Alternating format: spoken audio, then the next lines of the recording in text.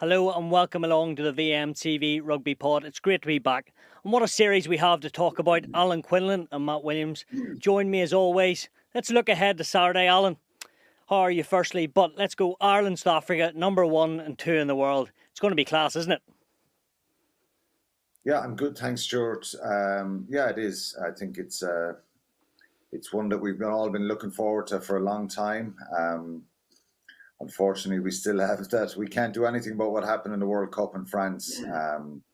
But look, this is we won a Six Nations, not a Grand Slam, which was a little bit disappointing. But yeah, this series it's as tough as it gets, really. You know, I think 2 years ago Ireland were in New Zealand, had a great series win for the first time ever. But you just get the sense that this one is a little bit more heightened, isn't it? And it's just probably given the standing of where Ireland are at and the level they've been at for the last couple of years. The one big blip is that World Cup, but this is a great opportunity for the coaches and the players, and it's a really challenging tour for them. Matt, loving life in Australia first? Yeah, it's good to be back in Oz, Stu. Haven't been back home for many years.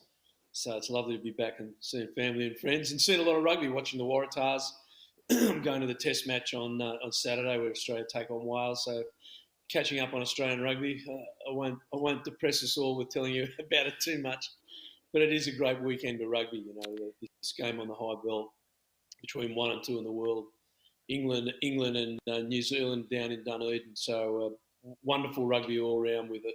Without doubt, the pick of the game's Ireland versus the Springboks. Yeah, Matt, what do you make of this sort of rivalry? I know Ireland have won the last 3 against the Springboks, but the rivalry from the media side, but also the player side, more importantly, they don't seem to like each other too much on the pitch. You know, a bit of chat about Etzebeth and what was said by the Irish players after that game in the World Cup, but it sort of spices it all up, doesn't it?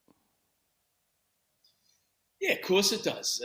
The South Africans have only really regarded the New Zealanders as equal rivals. You know, there's plenty of books about it written over the years of that great rivalry, and everyone else was sort of just sort of roadkill on the side on the way to them playing New Zealand again. And the rise and continuous rise of Irish rugby and the way the Irish team plays, which is so beautiful to watch, has really unsettled this South African side. As you say, they've lost 3 in a row. But it's the way this Irish team play, the short passing game, lots of players in motion, short kicking game, really attacking the space that rushing defence leaves. That's made the South Africans uncomfortable. And very few teams across the globe have made the South Africans uncomfortable like Ireland have. Now, all of those wins, those 3 wins have been in the north, you know, either at the World Cup or in Ireland. But the only team that has beaten the world champions at the World Cup is Ireland. And so, you know, the South Africans don't like that. It's proud rugby nation, proud people, and there's friction. And friction's good for competition, you know. Like I think a lot of it's, you know, that's on the sidelines. You don't like your greatest competitor. You're not best friends. Usually not until you give it away do you see the joy in what they did. And right now, these 2 great teams are in the full throes of a really heated, competitive environment. And that's making great rugby. The 3 games previously has been fantastic to watch. So hopefully we've got another one on Saturday. Alan, I used to get up out of my bed 20 years ago and watch Ireland play South Africa in South Africa. And let's face it, it was either a thumping or it was a 40 points to 10 job. I think you may have been involved in one of those, or is that a bit harsh, Alan? But is it credit to Ireland how far they've come that, in inverted commas, are now rivals or near rivals, so to speak, even though they've never got to a semi-final of a World Cup, but that South Africa take Ireland really seriously now and know they're up against it on Saturday? Yeah, I think it's probably the status of Ireland being world number 1, ranked world number 1 going into the World Cup in France, which was justified, I think. In 2019, Ireland were world number 1 for a period of time, maybe going into that World Cup in Japan as well. I think that one was probably not where Ireland were at. I think they justified it this time being right up near the top. You could split in the hairs between themselves and South Africa going into that World Cup. They were one of the favourites, probably the first time ever genuine contender I think people talk a lot about the failures of Ireland never been beyond the quarter final. I think 2023 was the only genuine time we were capable of winning it, I think, and real contenders. You know, you could argue there's a couple of the quarterfinals that Ireland messed up on and should have won, could have won, and we probably should have got to a few semi-finals. But ultimately, it was so disappointing because we had a really good side and a good squad going to that World Cup, and very fine margins, small margins against New Zealand produced a brilliant performance in that quarter final, and Ireland could have won that game. And who knows then if they'd got into the semi-final. I think everyone would have fancied them to beat Argentina and be in a final. The flip side of that, South Africa win 3 knockout games by a point, and they retained the trophy. It wasn't accidental doing that. It's down to quality coaching, quality and depth in so many different positions, power and physicality, all that kind of stuff, and some brilliant rugby players that they produce. So, Rassie and Jack Nienaber going back a couple of years ago, leaving Munster, going back to South Africa, incredible turnaround. It wasn't that long ago, in 2017, Ireland beat South Africa 38-3. They still talk about that. Damien Dialende recently did a podcast with Jim Hamilton, an interview, and he brought that up as well. So I don't know. A lot of this rivalry talk is probably coming from South Africa. Ireland have won the last 3 games, and in some ways it's a respect as well, because Ireland have been they are a really good side, and they've played brilliant rugby in the last couple of years, but just in that crucial moment, they came up short against New Zealand. So that's kind of one that will be used against Ireland for a long time. And you talk about 20 years ago getting out of bed. I was involved in that tour in 2004. We played in Bloemfontein and we played in Cape Town. We lost both tests narrowly enough. I think we were really competitive. We had a genuine feeling that we had a real good chance, and we went close in both games. But there's a different sort of feel about playing South Africa away from home. It's incredibly intense. The crowd are crazy. They're so passionate.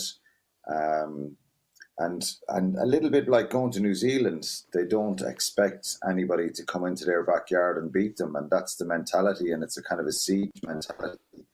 So in some ways, this rivalry is respect as well, even though I think it's a lot of South African ex-players and Rassie and them talking, about certain things and trying to build up some emotion.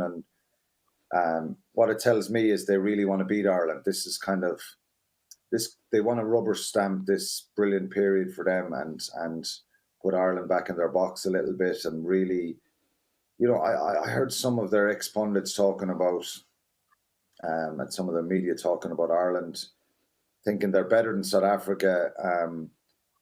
It probably stems from Sam Warburton mentioning during the Six Nations that he still thought Ireland were the best team in the world.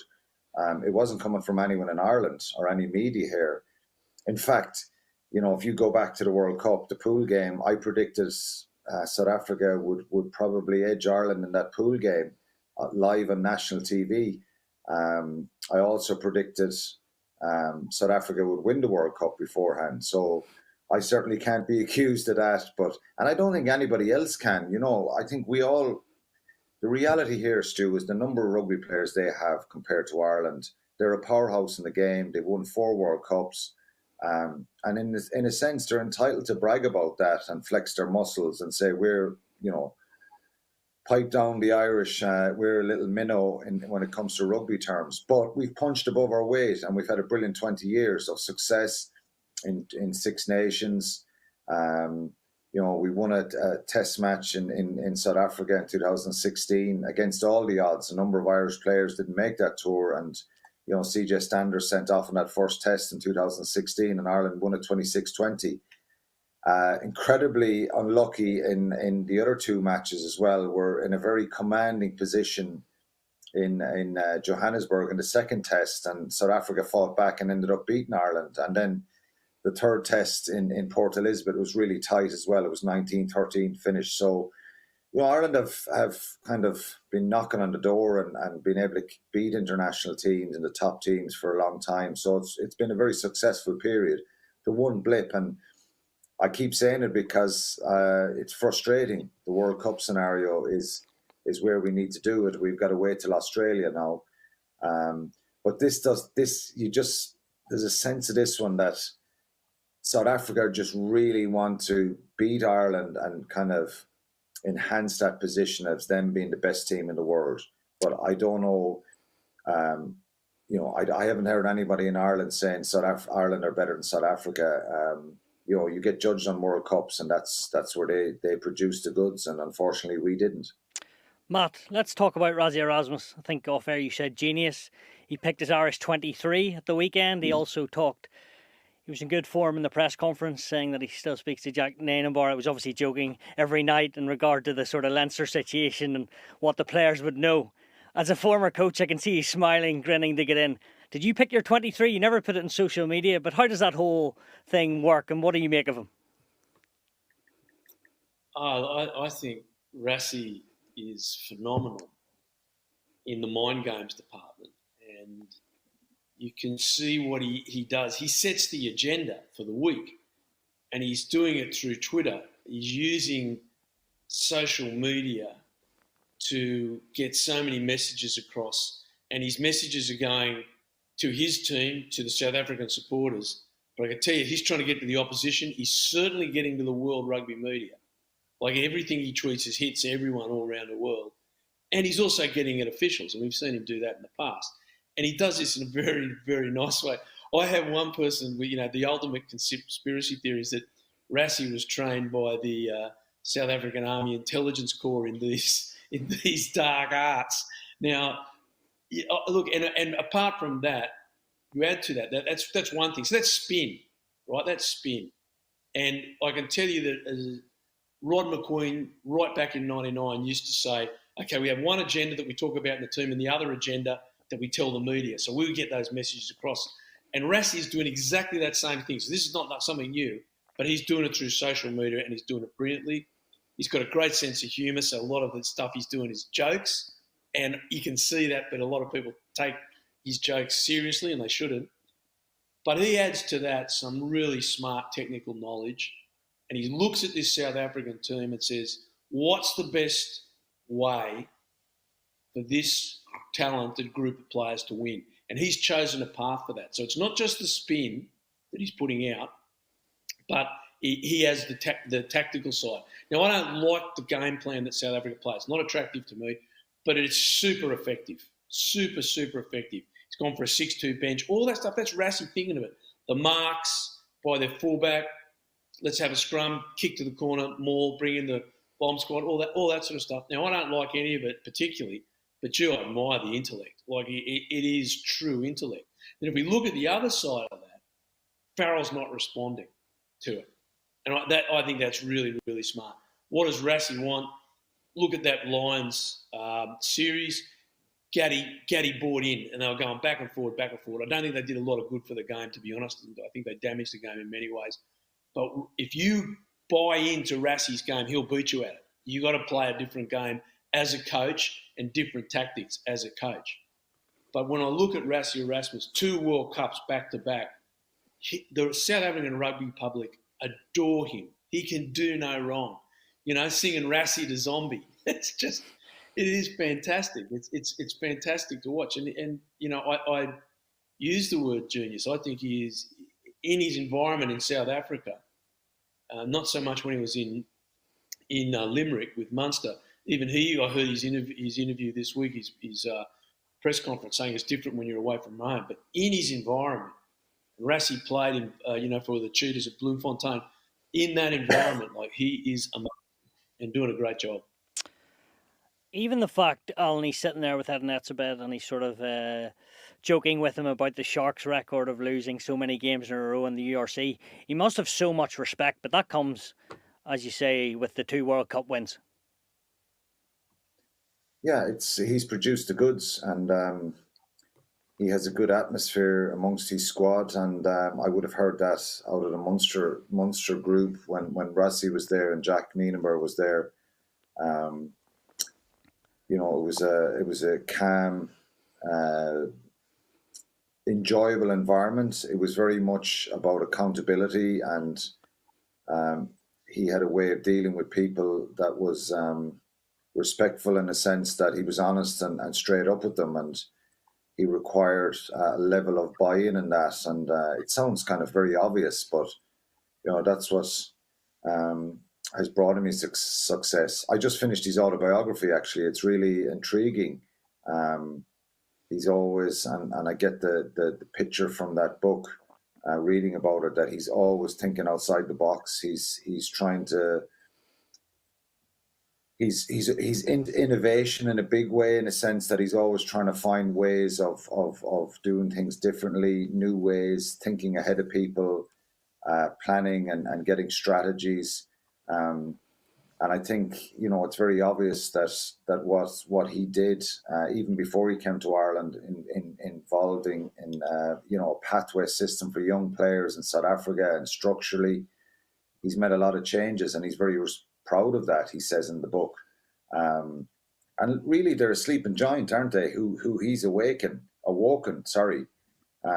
Given the number of players they have, like they've hundreds of players outside of the country playing professional rugby in Japan and in Australia, New Zealand, all across Europe. So they have some massive pool of players to pick from. And, you know, in essence, Rassie was involved in putting a brilliant pathway system for young players, being able to identify them, having them a database for them, monitoring different players, and it's coming to fruition. You know, I think they've two or three, at least two, if not three, top quality players in every position. So the South African teams coming into the URC has been beneficial for them as well, I think, learning new ways, seeing the new environment. And, you know, they've produced a different way of playing. Traditionally, we would have always looked at the South Africans that it's just run out over you and kick the ball and impose your physicality. I've seen a lot of South African teams in the last 2 years attack in a different way and use these incredible, powerful athletes that they have in the back line as well. So they're varying their game and they're improving it. And that's bad news for everybody else, because, and I mean that with respect, because it's sometimes I look at France over the year, and I don't want to get off the topic, but I've looked at France over a period of 10, 12 years where they had barren spells in the Six Nations, and it doesn't make sense because they've so many players to choose from.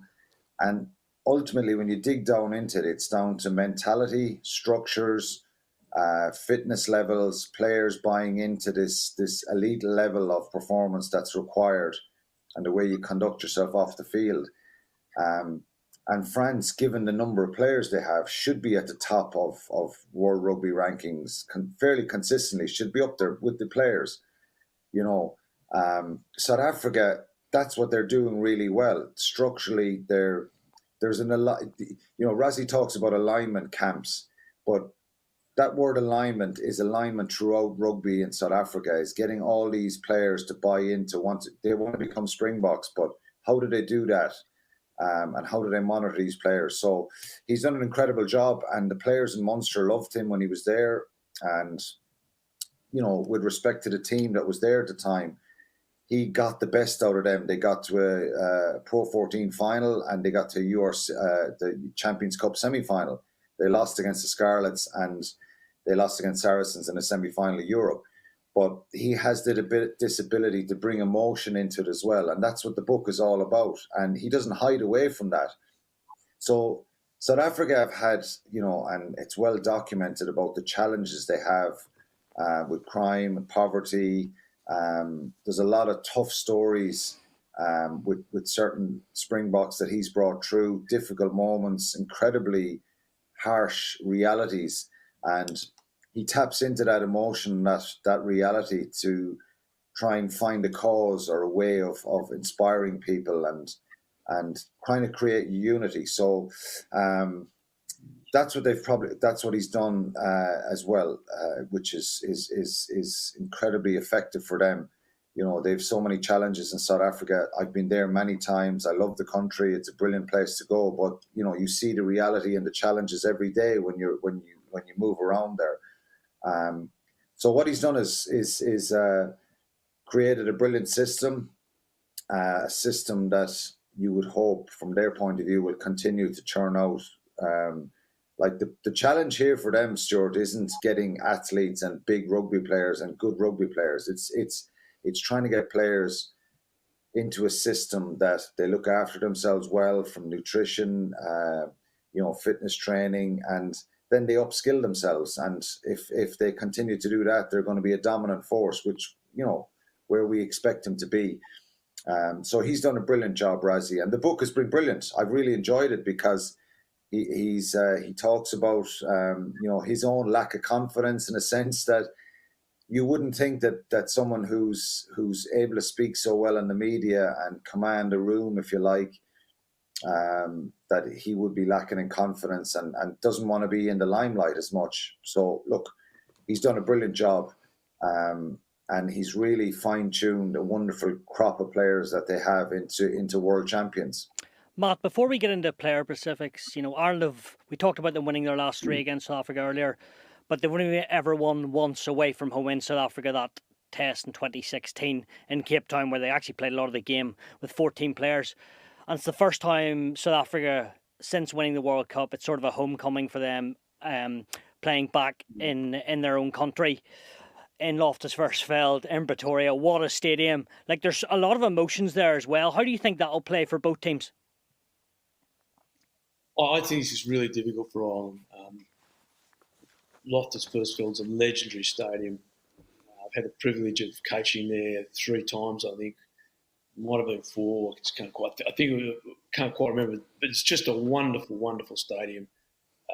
Just the history. You walk in the place and you just smell the rugby history that's around you. You know, the ghosts of these past great players are there. You know, the legendary games that have been played there against Wallabies, against Lions, against All Blacks. It's just an amazing place.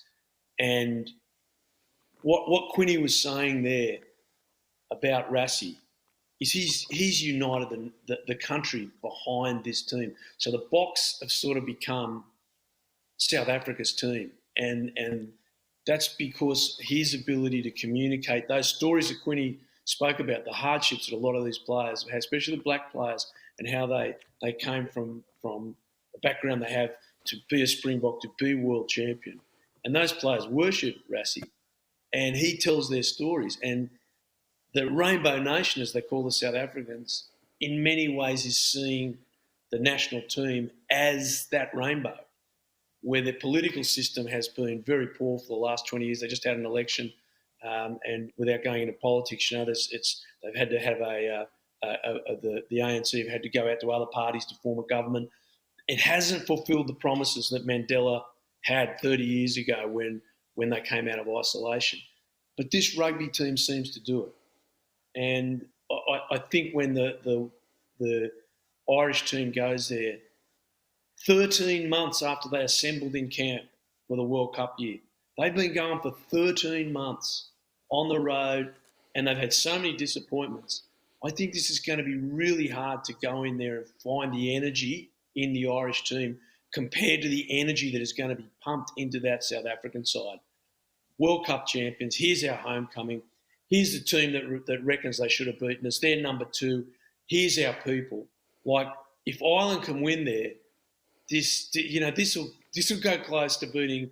I know every time Ireland win it, we say it, but they've won a series in Australia, which wasn't much in comparison to where Australian rugby is. To win in New Zealand was phenomenal.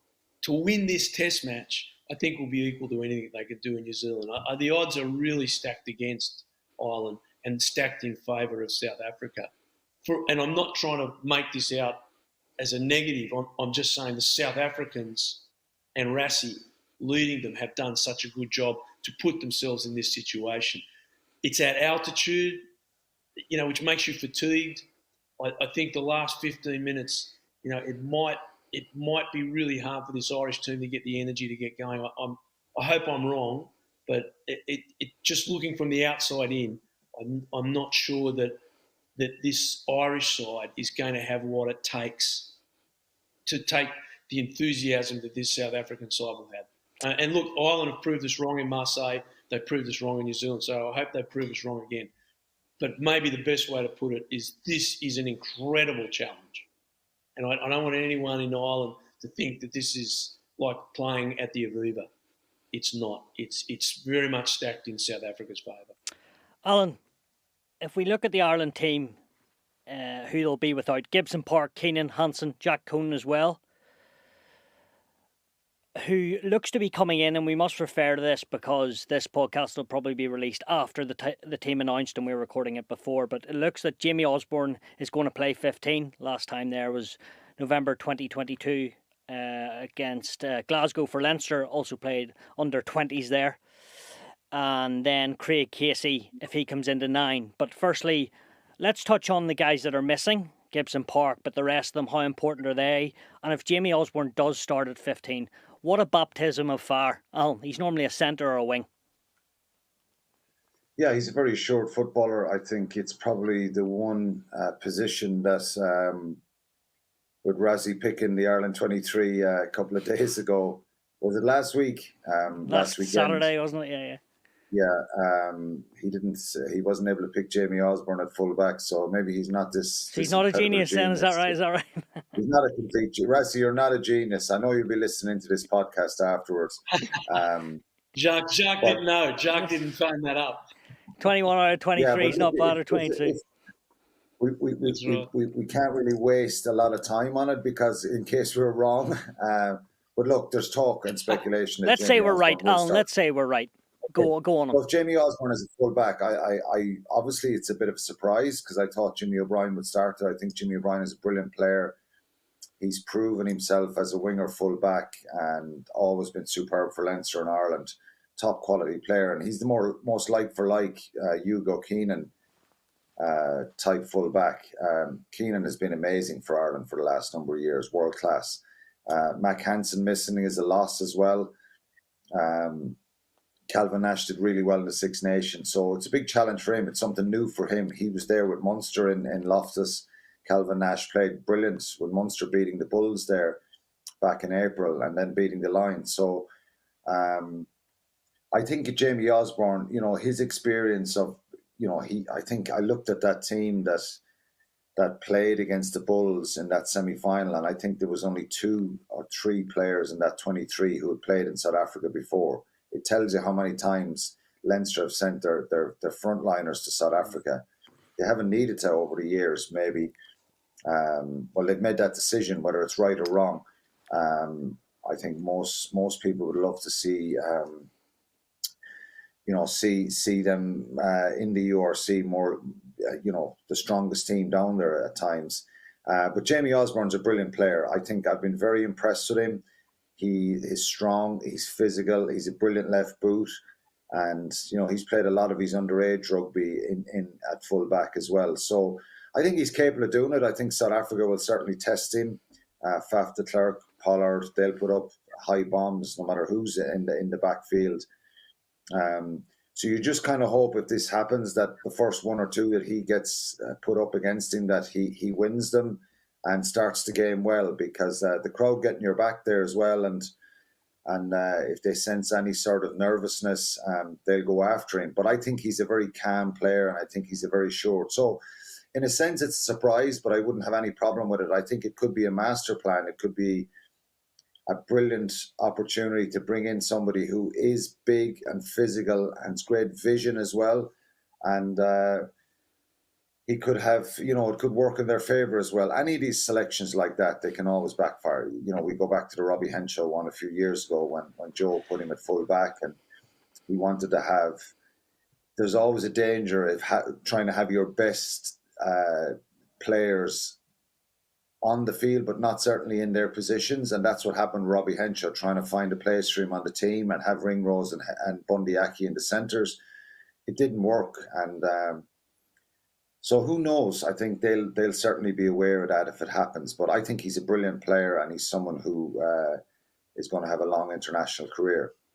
South Africa have named their team. 12 of the starters also started in that World Cup final, Matt.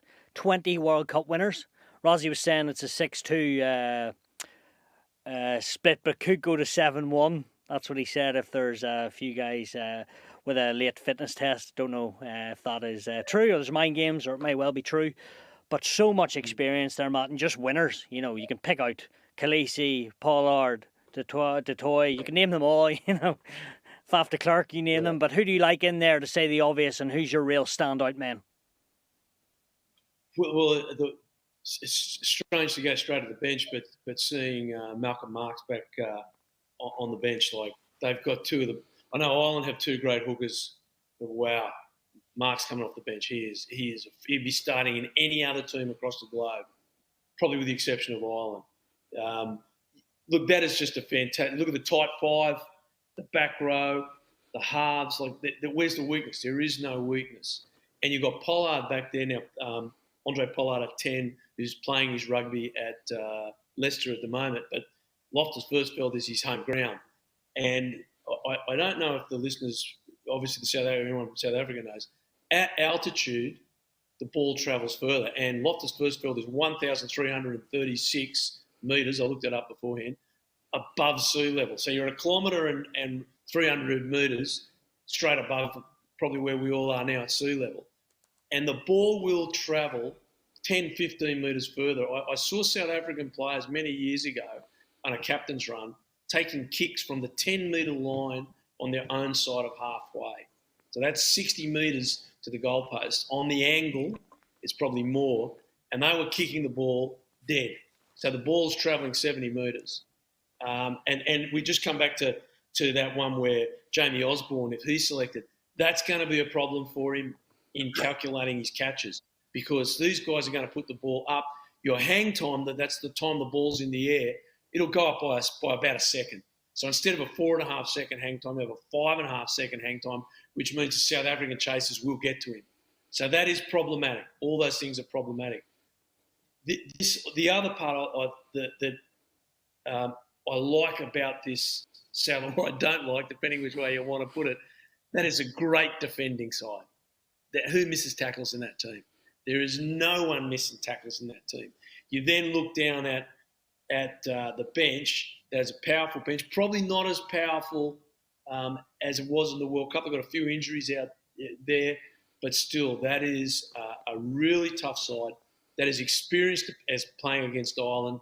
You know, obviously, Damien Delonde, Jesse Kriel in the centres, two defenders, Arondes and Colby on the wings, lightning fast.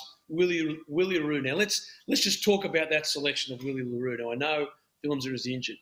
What did the Bulls do against Leinster? They didn't kick from 10 all the time. Quite often they would pass to 10, and the 10 would pass again back. So there's two passes, and that would be to le Roux. What did that do? It drew the Leinster defence up. So this is Leinster against the Bulls at Pretoria at Loftus-Versfeld, and then they kicked.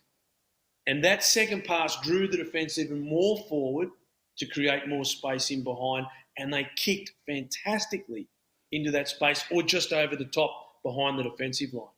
Now expect to see that. Expect to see that second pass, which is not something the South Africans have done.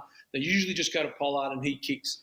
Don't be surprised if we see a pass from Pollard to le Roux and then he kicks to that space, and they will leave Steph du Toit or Quagga Smith or one of the centres, usually Delonde, out wide, tall guys to compete in the air for that ball. That's how they scored their tries against France and one against Ireland too at the World Cup. The other part of that is that team is used to playing at altitude. And there is a skill, there is an enzyme that's created in your body when you're used to playing at altitude. Ireland aren't. Now, they've been there for 10 days, so that the acclimatisation used to take about 10 days in the sports science that I know. That sports science might be out of date. But altitude and the kicking game that this side will put in with strong defence, that is a formidable side, a very formidable side.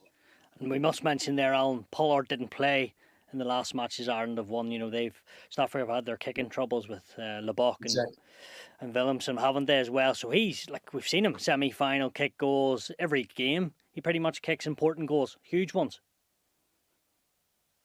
Yeah, he does, and he's very calm and a real leader in that Springbok team as well. So he's important for him. I think what way are they going to play, both teams? That's the intrigue here. I think, obviously with Tony Brown coming into the Springboks, that changed their approach. Matt mentioned about their traditional strengths, which is that power and that, intensity and physicality they have. Did you see much different in that game that they beat Wales last week that Tony Brown may have added, and also Jerry Flannery? Did you see a wee bit more attack? Yeah, I saw some lines of running and variety in their shape as well. So when you have someone like Curtly Arendse and Cheslin Colby in your back line, you're not just box kicking for them and hoping that they go up and chase kicks all day. You want to try and get the ball in their hand. I think obviously for Ireland, they've got to kick well and not kick loosely to those players because you give them time and space. But South Africa are well able to, move the ball and get width in their game as well. But sometimes they don't need to. They play a couple of phases and, with their box kicking, they believe that, you have a 50% chance of winning the ball back. And you win that back, they get into transition pretty quickly then. And that's where they can hurt teams as well. So I don't know. We'll see. I wouldn't imagine that they were shown the full deck against Wales either, because there's a number of different players playing in this test match as well in this series. So, but I would imagine that Tony Brown will want to try and, bring in some of his attack structure into this Springbok team and make them better. And that's the point here with when you get to the top and you win trophies, you have to find ways of improving. And I would imagine that Rassie would want him to try and find a strategy to improve their attack as well. So it's well renowned about the power and the strength and their set piece ability. It's phenomenal. It's at a level that's really hard to repel. And, if they're getting dominance at scrum time or maul time, they don't need to hit their wingers. They can kick into the corners, maul tries over, it doesn't matter. And I think with South Africa, it's a bit like going to France as well when you get that push, that dominance at scrum time or get a turnover at scrum, the crowd love that. And in South Africa, they love their teams imposing their physicality as well at scrum and line out and with that maul. So, but this is a good Irish side. We've spoken a lot about obviously South Africa have named their team. We haven't got the Irish team. Andy Farrell has done a brilliant job with Ireland. I think you could look. How are they going to get it done, Alan? We can break down the whole game. Defence, attack, scrum, line out. Their pods, everything in attack. But which way do you see Ireland winning this game and how? If I was a player here, Stuart, or if Matt was a coach, if you focus everything in your whole structure and your plan on South Africa, well, then you're going away from your own strengths. You have to be aware and conscious of it's going to be physical, number one. It's going to be in your face. They're going to try and push you off the scrum. They're going to try and maul you. The Irish players, this won't be a shock or a fright to them. I think in some ways what happened in the Bulls game for Leinster will be a good thing because it'll make them more determined and more conscious and aware. And I think there was probably a little bit of damage done by Leinster losing that Champions Cup final anyway. I think it had psychological damage for them. And I don't know if they were at the level emotionally they needed to be for a URC semi-final. Them not being in a final, it'll actually benefit them. They've got a weekend off, a little bit more time to rest, recuperate. They'll know what's coming here. And what do Ireland do? They've got to play their own game as best they can. So you have to do the fundamentals and be very conscious that they've got to get their scrum right. So there's a massive onus on, that Irish front row of Porter, Sheehan and Furlong, who we think will start. Can they get that scrum right? Joe McCarthy and Tyke Byrne will be in the second row. It'll probably be O'Mahony, Doris and Van der Fleer. That 8 of forwards have got to start the game well. And they caused South Africa problems at the breakdown in that pool game in the World Cup. That's a plus from can they replicate that again? But they've got a little bit of old school. You've got to go toe-to-toe here and be physical and go in really hard and continuously do that. So, and then try and play their game. We think Craig Casey has started 9. That's what's coming out. That would indicate that Ireland are going to play. He can kick, of course, and box kick. Jack Crowley can kick for position. He did so brilliantly for Munster in those 2 games in April against the Bulls and the Lions. Munster's kicking game was outstanding, to be fair.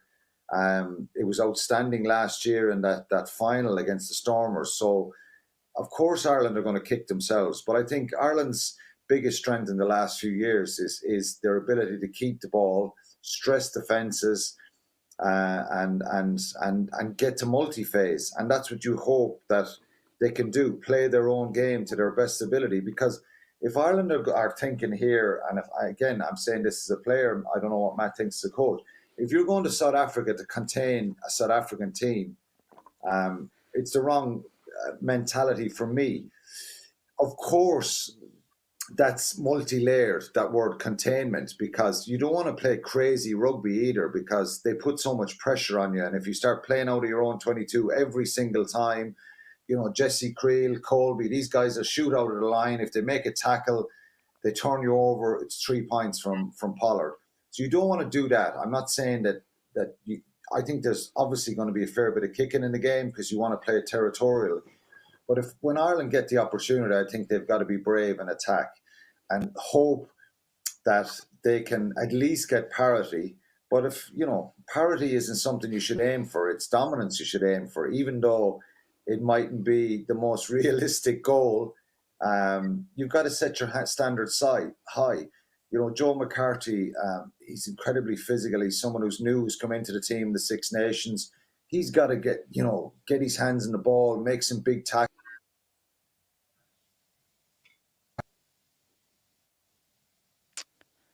I think we might have just tackles and get imposed themselves as well. So, yes, of course, Ireland have got to get a lot of stuff right. But going back to your original question, do they try and contain this team and sit back and keep it tight? No, I think they got to be brave and try and move the ball and attack as well. Matt, a final one on this because we must move quickly on to Australia. Ireland got a wee bit of joy in that World Cup game, which they won on the edge, as Quinny said. They got into their shape and certainly hurt South Africa a couple of times out wide. Is that how you see them going at this? And is that where they will get joy if they can beat that rush defence? Stu, I think you're 100% correct in your observation. And I'd take you back 2 steps before that. Ireland have had success. The game plans they've had against South Africa have worked. So that should give, and that's pretty much not the same 15, and we've got to say no Johnny Sexton. But this Irish team know how to play against South Africa. They know how to rattle South Africa like no other team in the world at the moment. So that's a plus for them. Second part is they've got to win their line-out ball. So Alan spoke about the scrum, absolutely 100%. But remember the line-out. Ireland turned over a number of line-outs early on, and then South Africa missed kicks. Now, if you turn over your line-outs early on, Pollard playing, he's not going to miss those penalty kicks. So you've got to win your line-out, because that's when you get your penalty kick to touch, that gives you position, and then that line-out gives you possession. If you don't win that possession, you can't stress this South African defence. You can't bring into play your tactics that have been successful against them. So they've got to secure their own possession. That sounds basic, but winning lineouts against this great South African team, you got with Steph, Estebanez and Montserrat as defending lineout players. They are close to the best defending lineout in the world. They are fantastic defensive lineout players. So we've got to win that lineout, and then we can get into that structure. The last bit of that one is our 2 young halves, 2 really good young men. I hope they do exceptionally well. But there's a lot of responsibility, as there is in every game with your halves, for them to not only general the side, pass and play well, they've got to kick immaculately at altitude, because it is Ireland's short passing game and moving the ball that creates fast ruck ball and then creates fast attack. But it's also Ireland's short kicking game, kicking to the fringes, kicking behind, that has really rattled the South Africans. So you've got to get the set play, scrum, line out, has to improve. And it was great, but then it fell apart. It didn't fall apart, but it deteriorated a little bit there at times. So Paul O'Connell's got a lot of work to do. And then it's the young halves.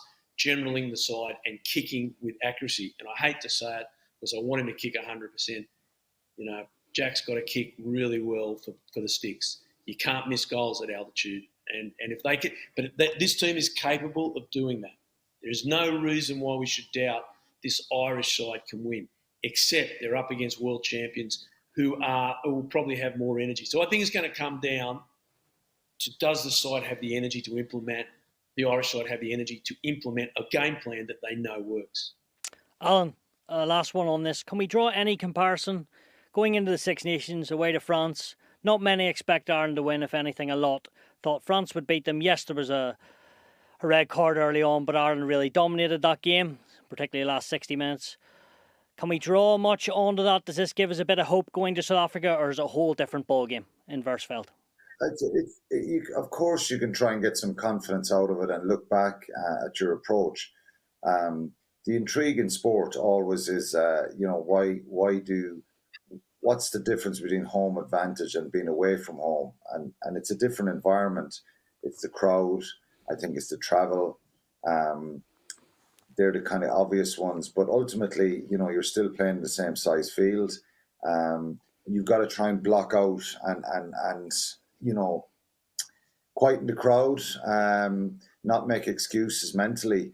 But it does have an effect, of course. We've seen that. For Ireland, it's about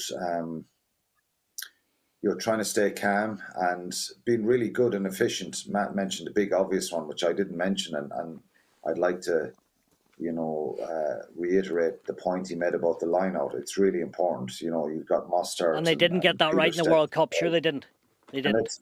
They didn't early on. They sorted it out during the game, and it could have been, it could have been much more beneficial for Ireland if they'd won those early lineouts, particularly in the attack zone. Who knows, they might have scored a little bit more, but they didn't. And they're going to get incredible. They're not just going to get pressure here at lineout time. They're going to get it at scrum. They're going to get it at breakdown. They're going to get it defensively with line speed. So it's difficult to play like that.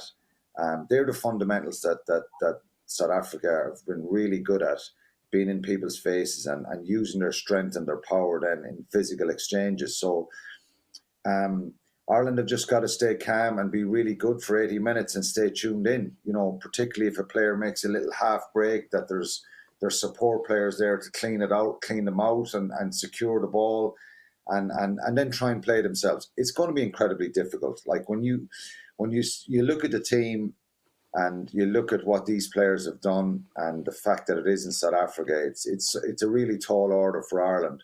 But there's part of me believes that, we still have the core group of a really good side. Gibson Park is a huge loss and that's not, Craig Casey has done really well and he's had a really good season for Munster.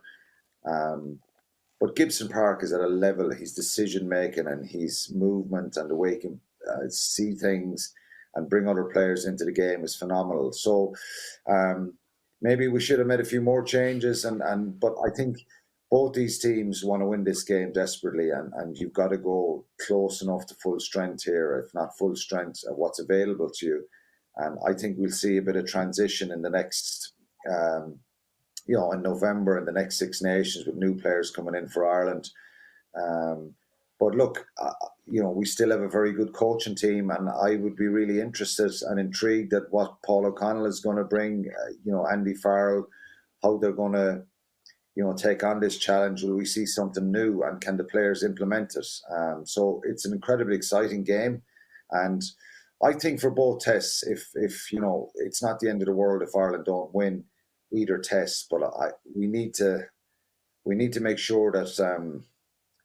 I think it wouldn't be a bad thing if we're really competitive in both tests and they're close games. I think if we were to get beaten by a big score, it could be damaging. And given the season and the length of the season and it being a World Cup year, but they're a strong side mentally, and there's a lot of top class players in this Irish side as well, and their backs are to the wall essentially on Saturday. So it'll be interesting to see what comes of that.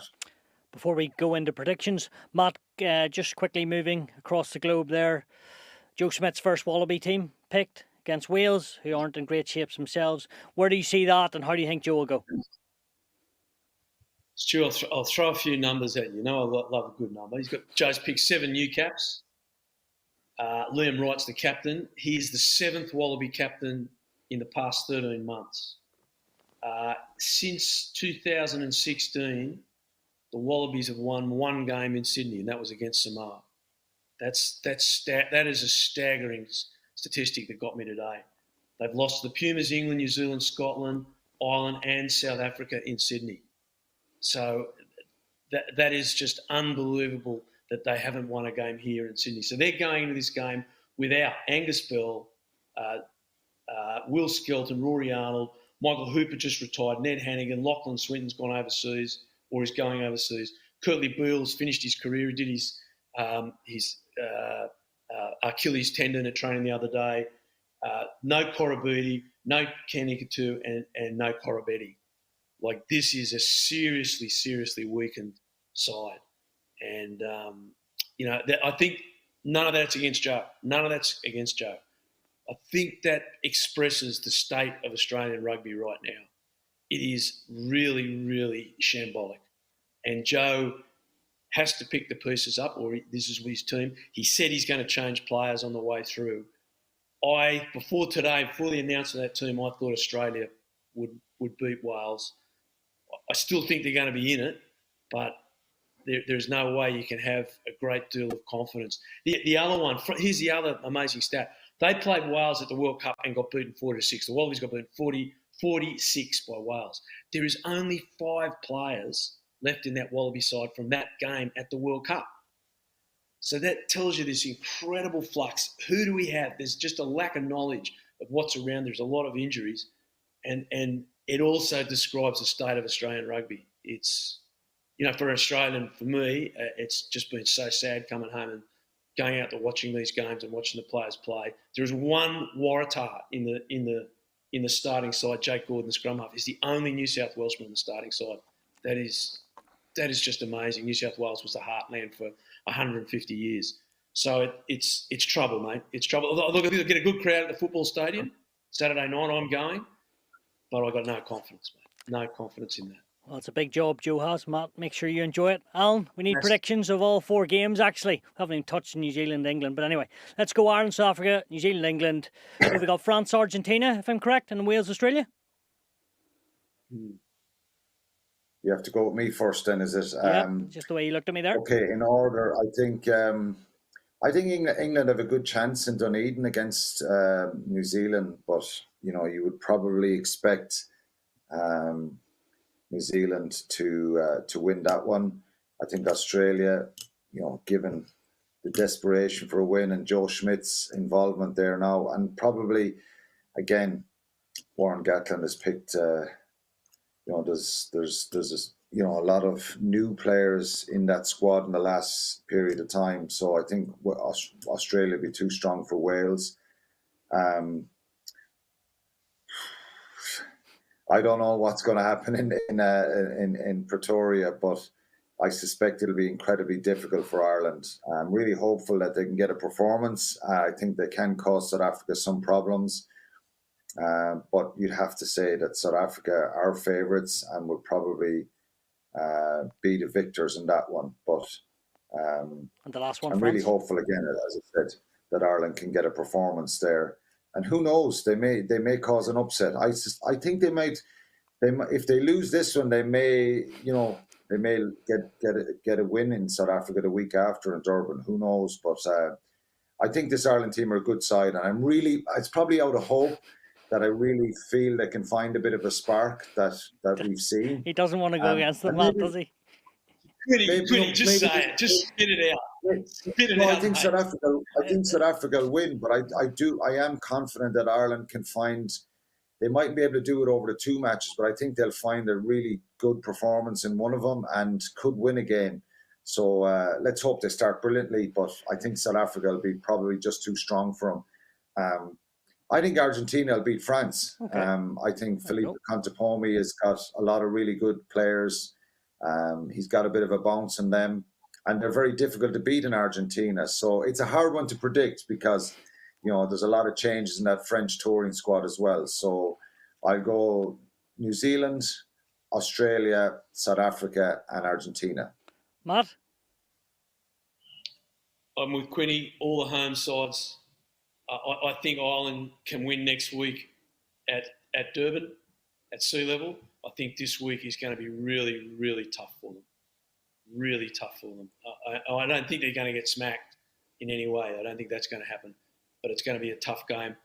And the one reason I'm going with the Wallabies is Joe, I don't know if the people in Ireland know this, he's brought back basically most of the coaching staff that were there before Eddie Jones came in.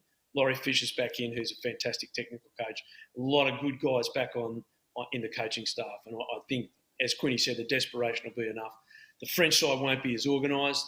And I just think Scotty Robinson's first game up as coach for New Zealand, he'll have that side absolutely ripping walls down. They'll be ready to rock. So all the home teams. Matt and Alan, thanks very much. We'll see how it goes, and we will review the first test next week, but all roads lead to Saturday afternoon in Pretoria and Loftus Versfeld.